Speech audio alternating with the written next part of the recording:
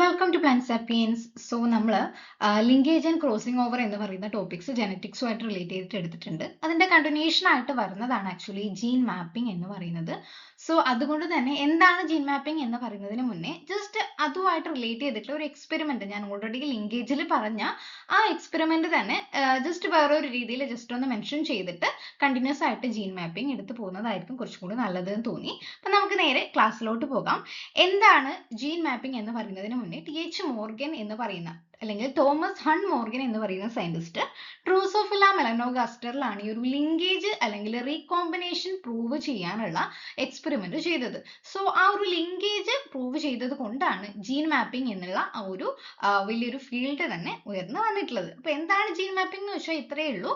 ഒരു ക്രോമസോംസിൽ ജീൻസിന്റെ ലൊക്കേഷൻ ഒന്നുകിൽ എക്സാക്ട് ആയിട്ടുള്ള ലൊക്കേഷൻ കണ്ടുപിടിക്കാൻ, അല്ലെങ്കിൽ രണ്ട് ജീൻസ് തമ്മിലുള്ള ഡിസ്റ്റൻസ് അവ ക്ലോസ്ലി റിലേറ്റഡ് ആണ് അല്ലെ ക്ലോസ്ലി ആയിട്ടാണോ സിറ്റുവേറ്റ് ചെയ്തിട്ടുള്ളത് അല്ലെങ്കിൽ ഡിസ്റ്റന്റ് ആയിട്ടുള്ള ജീൻസ് ആണോ എന്ന് കണ്ടുപിടിക്കാനാണ് ജീൻ മാപ്പിംഗ് ആക്ച്വലി യൂസ് ചെയ്തത്. ഇതാണ് ഇതിന്റെ ഒരു ഓവറോൾ ഐഡിയ എന്ന് പറയുന്നത്. സോ നമുക്ക് ആദ്യം ജസ്റ്റ് ആ ഒരു എക്സ്പെരിമെന്റ് ഒന്ന് ഓവറോൾ ആയിട്ടൊന്ന് പരിചയപ്പെടാം. ഡീറ്റെയിൽഡ് ആയിട്ട് ഞാൻ ലിങ്കേജിൽ പറഞ്ഞിട്ടുണ്ട്, ജസ്റ്റ് ഒന്ന് എക്സ്പ്ലെയിൻ ചെയ്യാം. ഇപ്പൊ ഡ്രോസോഫില മെലനോഗാസ്റ്റർ എന്ന് പറയുന്ന ഫ്രൂട്ട് ഫ്ലൈയിലാണ് അദ്ദേഹം ഈ ഒരു ഒബ്സർവേഷൻ അല്ലെങ്കിൽ എക്സ്പെരിമെന്റ് ചെയ്തിട്ടുള്ളത്. അപ്പൊ എന്തുകൊണ്ടാണ് ഡ്രോസോഫില ചൂസ് ചെയ്തത്? കാരണം ഇത്രയുള്ളത് ഞാൻ കഴിഞ്ഞ ക്ലാസ്സിൽ മെൻഷൻ ചെയ്തിട്ടില്ല, അതുകൊണ്ടാണ് ഈ ഒരു ക്ലാസ്സിൽ മെൻഷൻ ചെയ്യുന്നത്.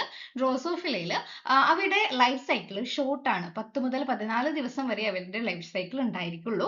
സോ കുറെ ഓസ്പ്രിങ്സ് പ്രൊഡ്യൂസ് ചെയ്യും. ഡൈഹൈബ്രിഡ് ക്രോസ് ഒക്കെ ചെയ്യുമ്പോൾ കൂടുതലായിട്ടുള്ള ഓസ്പ്രിങ്സ് ഉണ്ടാകുമ്പോഴാണ് അക്യുറസി കൂടുന്നത് അല്ലെ. Easy to culture, then clear contrasting ആയിട്ടുള്ള ക്യാരക്ടേഴ്സ് അല്ലെങ്കിൽ ട്രേറ്റ്സ് ഉണ്ടാകും. അവരുടെ ക്രോമസോംസിൽ 4 പെയർ ഓഫ് ക്രോമസോംസ് മാത്രം അല്ലെങ്കിൽ 8 ക്രോമസോംസ് മാത്രമേ പ്രസന്റ് ആയിട്ടുള്ളൂ. സോ ഈ ഒരു കാരണങ്ങൾ കൊണ്ടാണ് അദ്ദേഹം ഡ്രോസോഫില തെരഞ്ഞെടുത്തിട്ടുള്ളത്.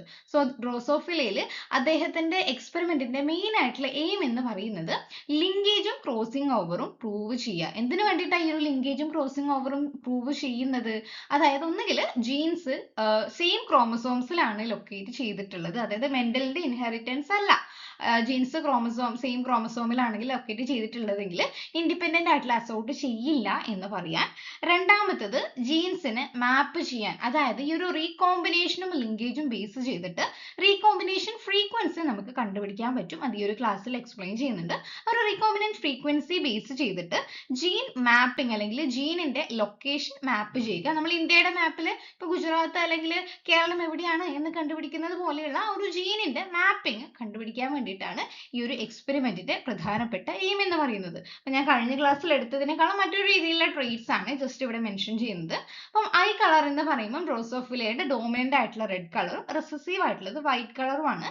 ദെൻ വിങ് ഷേപ്പ് ആണെങ്കിൽ നോർമൽ ആയിട്ടുള്ളതും ഉണ്ട്, വെസ്റ്റീജിയൽ ആയിട്ടുള്ളതും ഉണ്ട്. അപ്പം ഈ ഒരു ട്രേറ്റ്സ് വെച്ചിട്ട് അദ്ദേഹം പേരന്റ് തമ്മിൽ ഈ ഒരു ട്രേറ്റ്സ് ഉള്ള പേരന്റ് തമ്മിൽ ക്രോസ് ചെയ്തു. ദെൻ F1 ജനറേഷനും ഒക്കെ ക്രോസ് ചെയ്തു.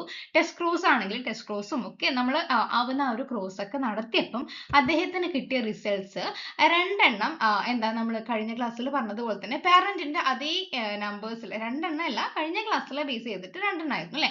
അപ്പം പാരന്റിന്റെ അതേ ക്യാരക്ടേഴ്സ് ഉള്ള, അതായത് പാറ്റേണലും ഉണ്ട് മെറ്റേണൽ ആയിട്ടുള്ള പാരന്റിന്റെ അതേ ക്യാരക്ടേഴ്സ് ഉള്ള ആൾക്കാരുടെ എണ്ണമാണ് കൂടുതൽ കിട്ടിയത്. കൂടുതൽ നമ്പേഴ്സും ഇവരുടെ ആൾക്കാരായിരുന്നു.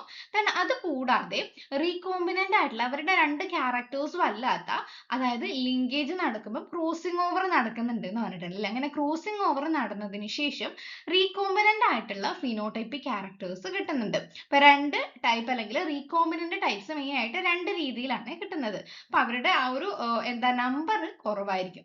then ഈ ഒരു റീകോമ്പിനന്റ് ആയിട്ടുള്ള ആൾക്കാർ എന്ന് പറയുന്നത് അവരുടെ ബേസ് ചെയ്തിട്ടാണ് റീകോമ്പിനന്റ് ഫ്രീക്വൻസി നമ്മൾ കണ്ടുപിടിക്കുന്നത്. അപ്പൊ ഒരു റീകോമ്പിനന്റ് ഫ്രീക്വൻസി ബേസ് ചെയ്തിട്ട് ജീനിന്റെ മാപ്പിംഗ് തയ്യാറാക്കാൻ വേണ്ടിയിട്ട് പറ്റും. അപ്പൊ ഈ ഒരു മോർഗൻ കണ്ടുപിടിച്ചത് ഈ റീകോമ്പിനന്റ് ഫ്രീക്വൻസി എപ്പോഴും 50%നേക്കാളും കുറവായിരിക്കും എന്നാണ് കണ്ടുപിടിച്ചിട്ടുള്ളത്. നമ്മൾ ജസ്റ്റ് ഒരു എക്സാമ്പിൾ വെച്ചിട്ട് മെൻഷൻ ചെയ്യാം. അപ്പൊ ഇത്രയാണ് ആ ഒരു എക്സ്പെരിമെന്റ്. നമ്മൾ ലിങ്കേജ്, അതായത് രണ്ട് ജീൻസ് സെയിം ക്രോമസോമിലാണ് ലൊക്കേറ്റ് ചെയ്തിട്ടുള്ളത്, അവ ഒരുമിച്ചാണ് ഇൻഹെറിറ്റ് ചെയ്യുന്നത് എന്ന് മനസ്സിലാക്കും. അപ്പൊ ഇതിന്റെ കൂടെ തന്നെ നമ്മൾ ഈ ഒരു ജീൻ മാപ്പിംഗ് പഠിക്കുമ്പം എന്താണ് ജീൻ, എന്താണ് ക്രോമസോം, എന്താണ് ലിങ്കേജ്, എന്താണ് ക്രോസിംഗ് ഓവർ എന്നുള്ളത് നല്ല രീതിയിൽ പഠിച്ചിട്ട് മാത്രമേ ഈ ഒരു ജീൻ മാപ്പിംഗ് എന്നുള്ള കോൺസെപ്റ്റ് നിങ്ങൾക്ക് നല്ല രീതിയിൽ മനസ്സിലാവും. ഇതൊരു ലാർജ് ടോപ്പിക്സ് ആണ്.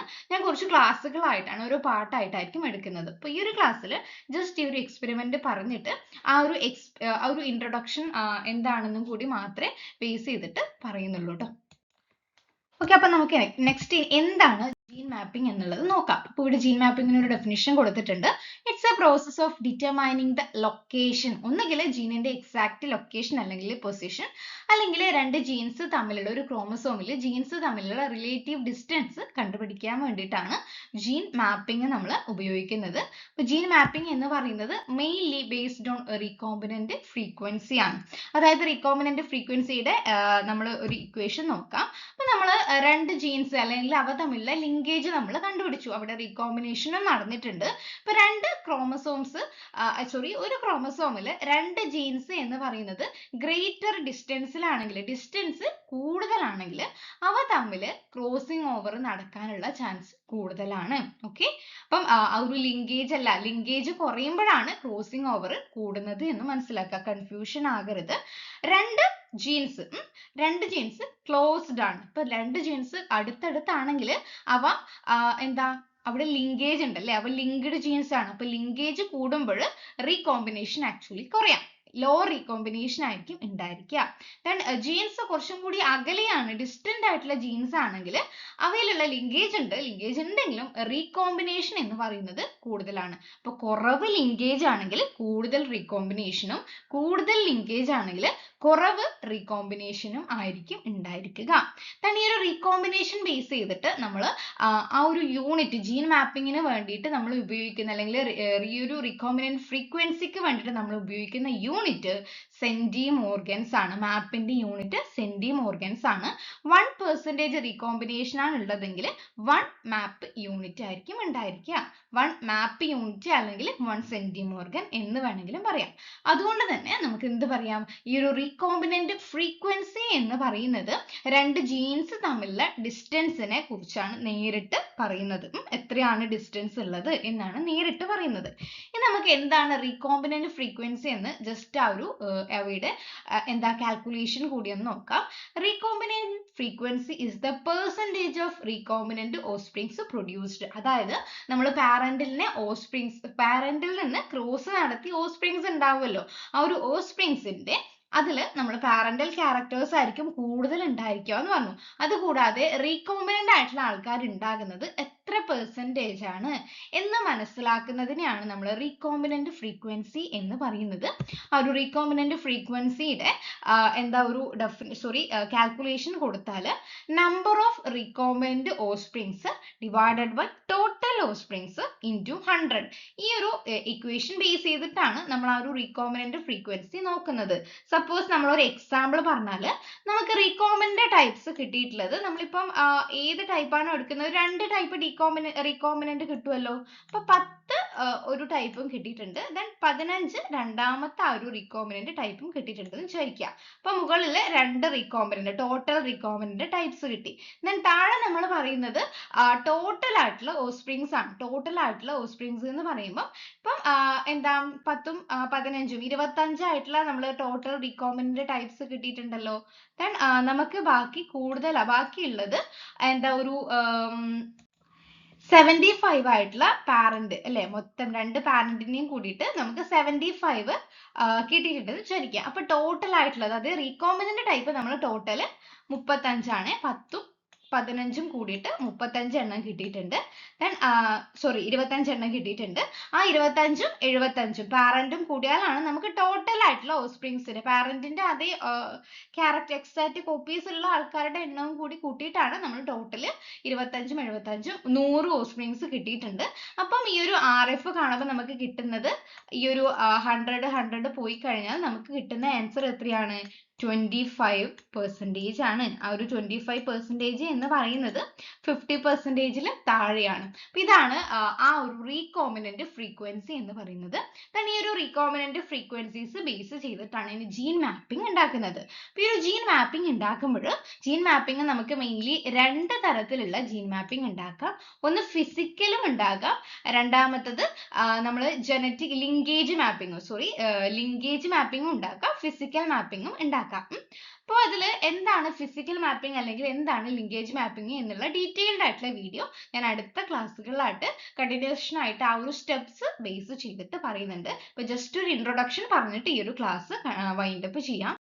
അപ്പം ഇതിൽ ഈ ഒരു ഫിസിക്കൽ മാപ്പ് എന്നതുകൊണ്ട് ഉദ്ദേശിക്കുന്നത് ഒരു ക്രോമസോംസിൽ എങ്ങനെയാണ് രണ്ട് ജീൻസ് അല്ലെങ്കിൽ ഇതൊരു ക്രോമസോം ആണെങ്കിൽ ഒരു ക്രോമസോംസിൽ രണ്ട് ജീൻസ് ലൊക്കേറ്റ് ചെയ്തിട്ടുള്ളത് ഏരിയ എക്സാക്റ്റ് ആയിട്ടുള്ള ലൊക്കേഷൻ കണ്ടുപിടിക്കാൻ പറ്റില്ല, മറിച്ച് ആ രണ്ട് ജീൻസ് തമ്മിലുള്ള ഡിസ്റ്റൻസ് മാത്രം കണ്ടുപിടിക്കാം. അല്ലാതെ ആ ജീൻ എവിടെയാണ് ഉള്ളത്, അല്ലെങ്കിൽ ഒരു G1 G2 എന്നുള്ള ജീൻ ആണെങ്കിൽ G1 ആൻഡ് G2 എന്ന് പറയുന്ന രണ്ട് ജീൻസ് തമ്മിലുള്ള ഡിസ്റ്റൻസ് കണ്ടുപിടിക്കാൻ ഫിസിക്കൽ മാപ്പിംഗ് പറ്റും. അല്ലാതെ അവരുടെ എക്സാക്റ്റ് ലൊക്കേഷൻ കണ്ടുപിടിക്കാൻ സാധിക്കില്ല. മറിച്ച് ജനറ്റിക് മാപ്പ് അല്ലെങ്കിൽ ലിങ്കേജ് മാപ്പ് എന്ന് പറയുന്നത് ലിങ്കേജ് ബേസ് ചെയ്തിട്ടാണ്. അപ്പൊ ഈ ഒരു ലിങ്കേജ് മാപ്പ് എന്ന് പറയുമ്പോൾ ക്രോസിംഗ് ഓവർ അല്ലെങ്കിൽ റീകോമ്പിനന്റ് ഫ്രീക്വൻസീസ് ഒക്കെ ബേസ് ചെയ്തിട്ട് നടക്കുന്നത് കൊണ്ട് എക്സാക്റ്റ് ആയിട്ട് ആ ഒരു ജീൻ എവിടെയാണ് ലൊക്കേറ്റ് ചെയ്തിട്ടുള്ളത് എന്ന് മനസ്സിലാക്കാൻ നമുക്ക് ഈ ഒരു ജനറ്റിക് മാപ്പ് അല്ലെങ്കിൽ ലിങ്കേജ് മാപ്പ് ബേസ് ചെയ്തിട്ട് മനസ്സിലാക്കാൻ വേണ്ടിയിട്ട് പറ്റും. സോ ഇതാണ് മെയിൻ ആയിട്ട് രണ്ട് മാപ്പിംഗ് തമ്മിലുള്ള വ്യത്യാസം. സോ അടുത്ത ക്ലാസ്സിലായിട്ട് എന്താണ് ഫിസിക്കൽ മാപ്പിംഗ്, എന്താണ് ലിങ്കേജ് മാപ്പിംഗ് എന്നുള്ളതിൽ ഒരു 2-3 ക്ലാസ് ആയിട്ട് ഡീറ്റെയിൽഡ് ആയിട്ട് എടുക്കുന്നതായിരിക്കും. ജസ്റ്റ് ഒരു ഇൻട്രൊഡക്ഷൻ പോലെയാണ് ഈ ഒരു ക്ലാസ് ഇന്ന് എടുത്തിട്ടുള്ളത്. സോ ഇന്നത്തെ ക്ലാസ് ഇത്രയേ ഉള്ളൂ. Thank you.